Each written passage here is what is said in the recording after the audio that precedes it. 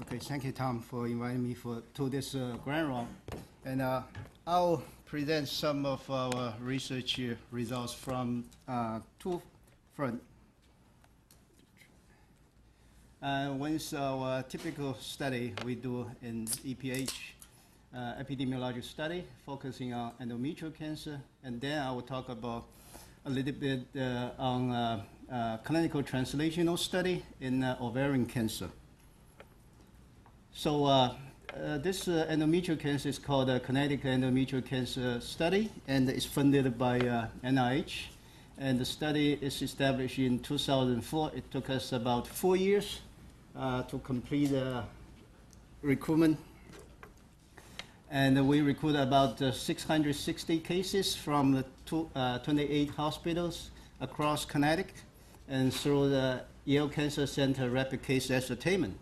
And then we also enrolled about 660 controls. This healthy population controls through random digital dialing matched by gender and age. And we conduct in-person interview using structured questionnaire and collect blood sample or saliva samples depending on their consent.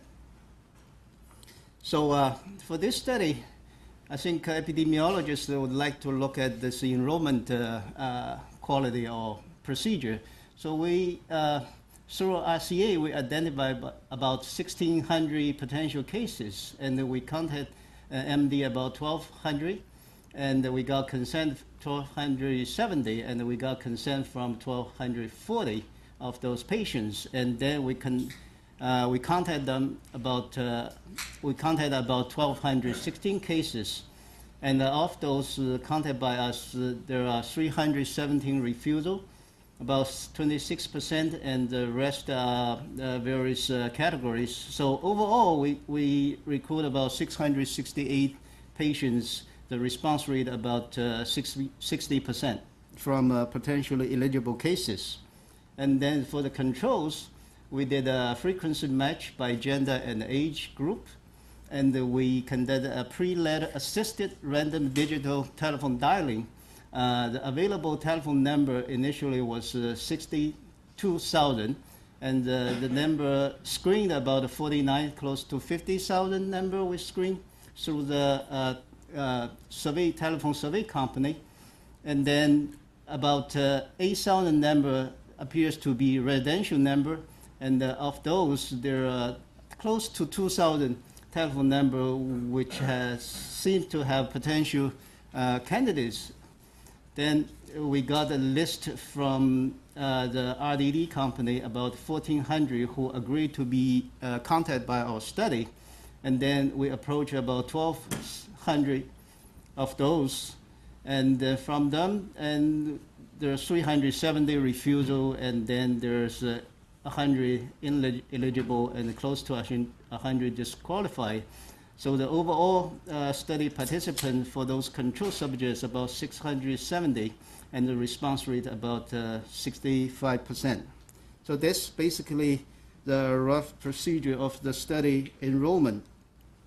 And then we conducted in-person, face-to-face interview through a trained interviewer, and using a questionnaire. The questionnaire contain information about demographic and anthropometric features, menstrual and reproductive histories, estrogen, sex hormone use, medical history, diabetes, gynecological diseases, family history of cancer, uterus, breast, ovary, and others, lifestyle factor, smoking, drinking, physical activity, diet, using a full frequency questionnaire from Fred Hutchinson Cancer Research Center.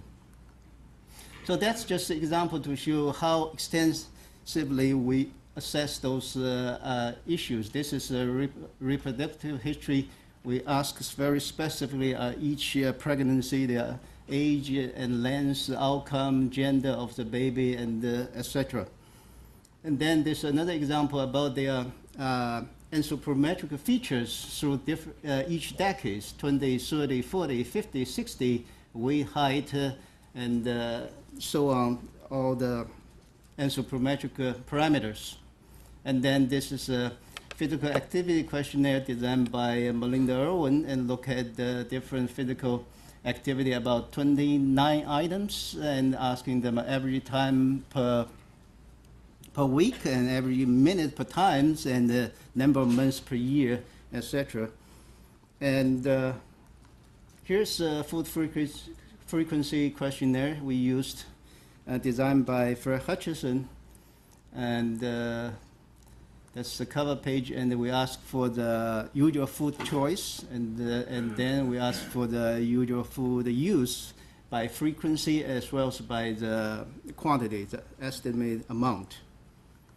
So here's the results. These results are very preliminary. We just got those results in the summer and haven't really go through all of them, just show you some of them. So that's basically the study subject demographic features. So we ask about there's an age slightly older for the control than the cases, 61.5 versus 60.6. And then the maternal age at birth for these subjects, their mother's birth, gave birth to them, is 28.6, 28.3. And then the number of siblings they have is 3.9, 3.7, almost similar. The number of sisters they have and the number of elderly sisters almost identical. And their birthplace slightly more controlled than the cases were born in the U.S. And here's other racial distributions, and more white in the control group than the cases. And then the education, the control seems to be more educated than the cases. And then we have about close to 60% control who had a college and or higher education, less than 50% for the cases.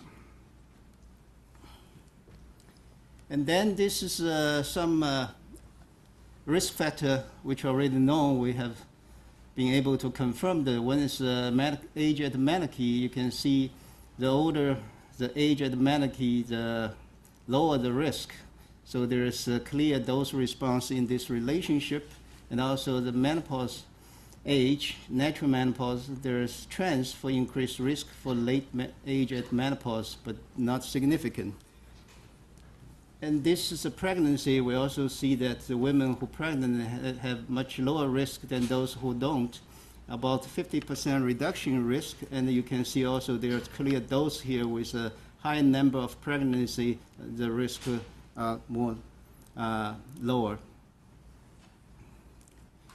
And then this gynecological disease, we just ask whether you have it or not, and about 24% of women in the cases report they have a fibroid, compared to only 17%, which is significant. And also, there are few women reported pelvic inflammatory disease, more controls, 20 versus 4 cases. And given the small number, so we don't know how to interpret it at this moment. And the endometriosis, similar 60%, 6.6% versus 5.6%, no difference for this illness. And then for polycystic ovarian syndrome, there's more cases than control reported having this diagnosis, but a small number, 14 versus 3, and the ovarian cysts, about the same number between the cases. Control diabetes is a known risk for endometrial cancer, more cases than control reported having this disease. And then family history of cancer, if we only look at the uterine cancer, there's a high number of cases reported having this disease than the control. And if you add breast into this family history, this has family history basically focused on first-degree relatives. And you can see the increased trends for women reported having breast or uterine cancer more than one, more often in the cases than the control.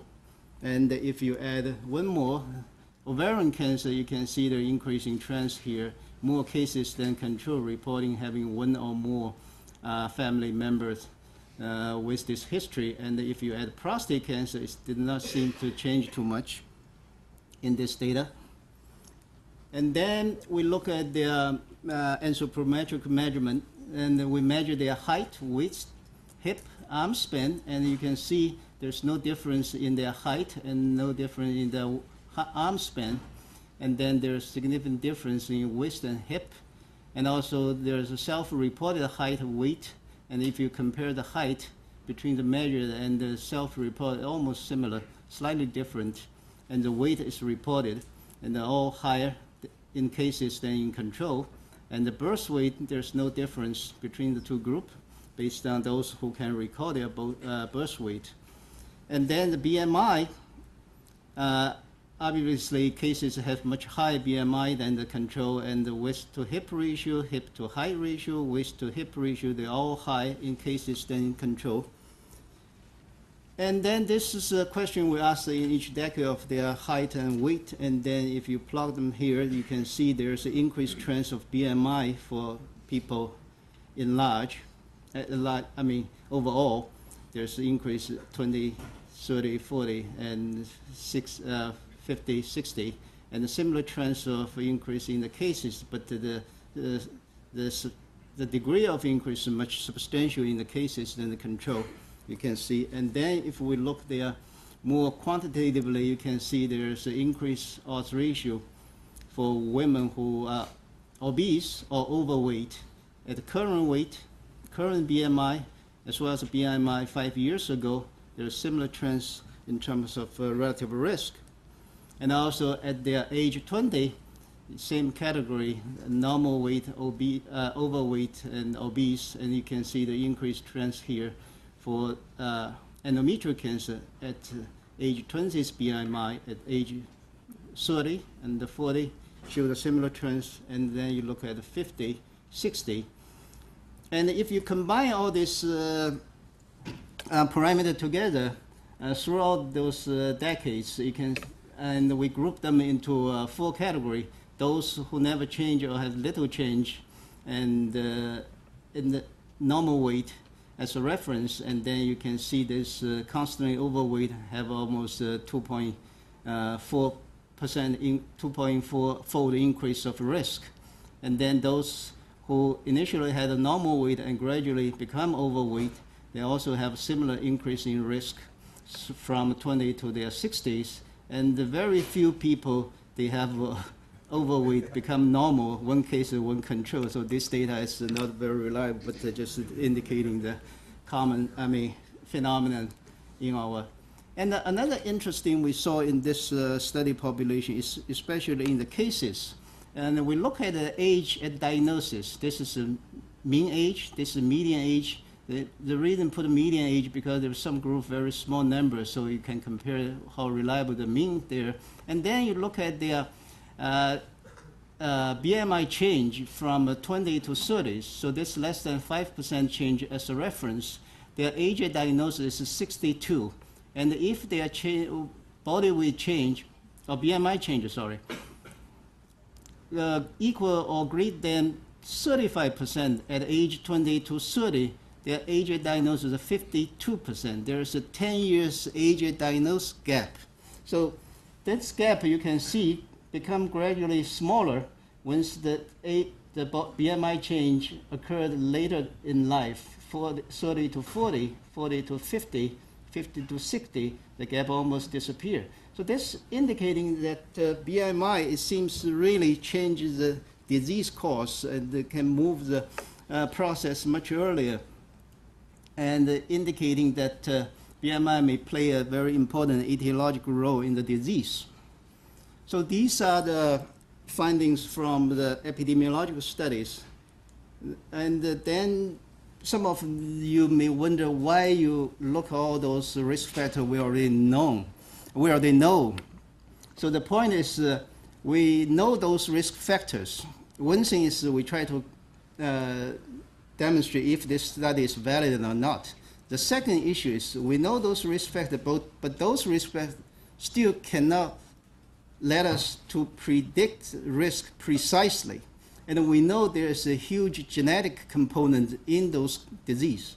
So that's why there's an endometrial cancer consortium formed called E2C2, and currently a GWAS study is underway, led by multiple PI, including me, and to look at the genetic components. So we will conduct a 2-stage GWAS study. And stage 1, we will scan about 3,000 cases and 3,000 control, Caucasian only, using Illumina Omnium Express chip, which contains about 700,000 SNPs. And then in the stage 2, we will validate those findings from stage 1 in about 2,600 cases and 26 controls using Illumina Infinium Custom on about 7,000 SNPs. So that's the beauty of the study, which will tie those genetic variables into those lifestyle and environment factor to see how these two components interact with each other to really drive the risk of the disease. So this is the epidemiological study. Now I'm going to shift the gear to clinical translational study on the microRNA LAT7A in ovarian cancer.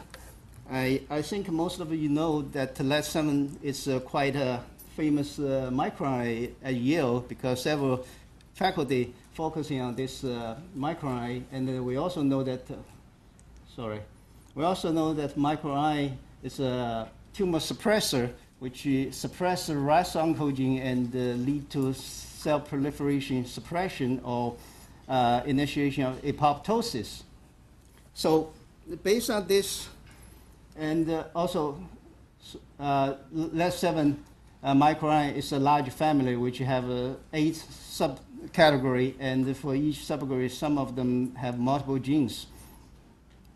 So that's LAT7A, and also we know that epigenetic regulation play an important role in cancer, and microRNA regulate those activity at the post-transcription level, and DNA methylation also part of an epigenetic regulation which regulate gene activity at pre-transcription level. But for LAT7A3, which is located in a CPG island, which both have this epigenetic regulation at post-transcription level as well as regulated by DNA methylation, also itself being regulated by epigenetic at pre-transcription level. That, lead us to see if there's any interesting clinical implication for this kind of a molecule. And there's a report indicating there's dysregulation of this LAT7A3 in cancer. So that's the paper published 2007 indicating that LAT7A3 is methylated and it may behave like an oncogenic molecule instead of a tumor suppressor. So from this article, we initiated a project, and associate research scientist Lin Lu in my lab developed a real-time methylation-specific PCR to analyze this particular gene. So this is the PCR results. This is an amplification curve, a melting curve. This is sequencing to show this product for the methylated and unmethylated sequence identical to what I have known. And then this is a formula to calculate the percentage of methylation in the gene. And then we reported in cancer research several years ago on a clinical study, and we used about 214 patient sample from a collaborator in Italy, Turin, Italy, and the patients mainly are stage 3 patients, and the serous papilloma tumor about 40% of the sample, and the median follow-up is 31 months. So in this clinical study, interestingly, we find that hypermethylated LAT7A3 was associated with better survival compared to those less methylated samples. And this is overall survival. So this is a Cox regression analysis. After adjusting for disease stage and tumor grade, we still see this significant reduction in the risk of death. Although this progression-free survival shows similar trends, but not significant. But the one interesting finding we found from the study is that we didn't see this methylation in LAT7A3 associated with LAT7A microRNA level in the tumor, but we did see it correlate with IGF-II either at the peptide level or at the messenger RNA levels, have a significant correlation. And if you look at those so-called oncopromoter, they are also having a significant correlation between the methylation and IGF-II expression. And then we did a database search, and we found that in the literature they suggest that LAT7 may regulate IGF-II binding protein. which is called the IGF-II, IGF-II BPs, which is IGF-II messenger RNA binding protein, also called the INPs. So IGF-II BPs binds to IGF-II messenger RNA, blocks translation. And then we think that hypermethylation lead to low LES7A, and LES7A have this low level of LES7A may have a positive impact on this messenger RNA to protein translation, so you get a higher protein of IGF-II BP once this microRNA goes down, and then you have a negative impact on the IGF translation. So the hypermethylation correlated with low IGF levels seems to make sense if this pathway did exist. So that's the review article suggests that LES7 did suppress INP2 and 1, and this may lead to tumor progression, probably through IGF-II. They didn't put there. So that's the results. To confirm if this finding is true, we did another study in breast cancer, and we found exactly the same correlation, hypermethylation associated with lower IGF-II level, either at the peptide messenger RNA or different promoter, as well as in IGF-I. So there is an inverse correlation not only in ovarian cancer as well as in breast cancer. And then with Yang Zhu's help and his postdoc, and they did a cell culture study for us using HeLa cell line, which has the lowest LES7A expression. And in the culture, they incubate with the prior LES7A as well as the antisense LES7A. You can see those LES7A cultured cell has a substantial increase in IGF-II. This promoter spec transcript. P2, P3, P4, there are 4 promoters in IGF-II. And then they're also increasing IGF-I. There's 2 transfer from IGF-I. And then for the antisense incubated cell, they have actually reduction in those IGF expression. So the cell culture experiment also indicating there is a regulatory effect of LES7A on IGF-II as well as IGF-I. So lastly, I just want to spend 1 minute to talk about the treatment. So we also found that LES7 may affect chemotherapy on ovarian cancer patients.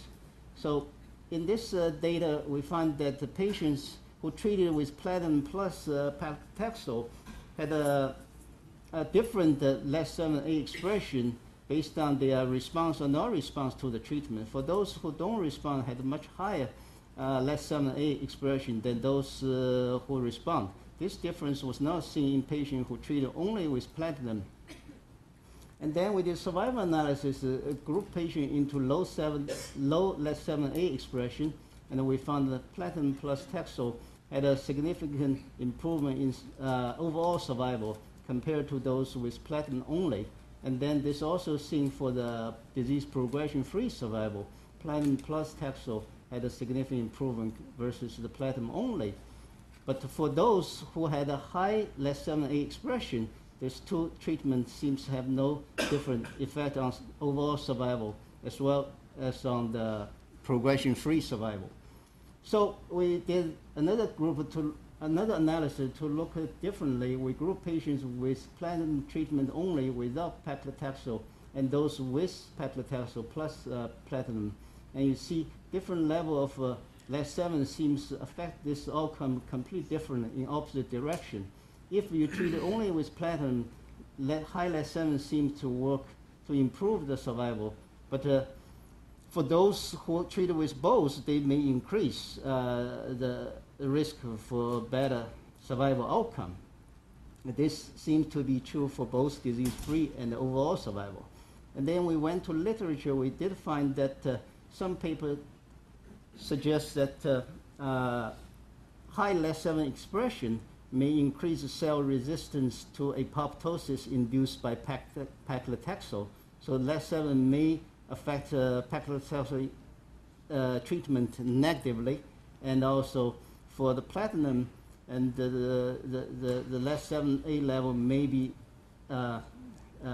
affect them in the opposite way. Here, the study shows LES7I which have a reduced expression, will increase cell resistance, ovarian cancer cell resistance to those to the platinum treatment. In other words, high expression will assist this treatment.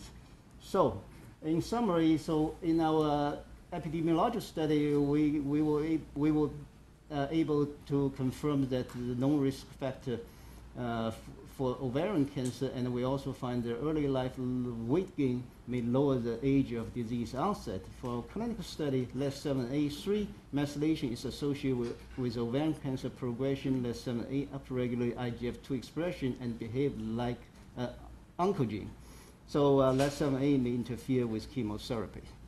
And lastly, I just want acknowledge my colleagues, Harvey Rees, Susan May, Melina Irwin, Brenda Campbell. They are all involved in this endometrial epidemiological study. And Helen is a study coordinator. Rajini responsible for the RCA case identification, and Lin Lu, who is an associate research scientist in my lab, who did all the data analysis, laboratory work. Lina Mu, who analyzed IGF-II expression in breast cancer. Yang Zhu, I mentioned, designed the cell culture for us. Peter and Tom provide valuable advice and support to our both epidemiological study and clinical study. Thank you. Great. Thank you.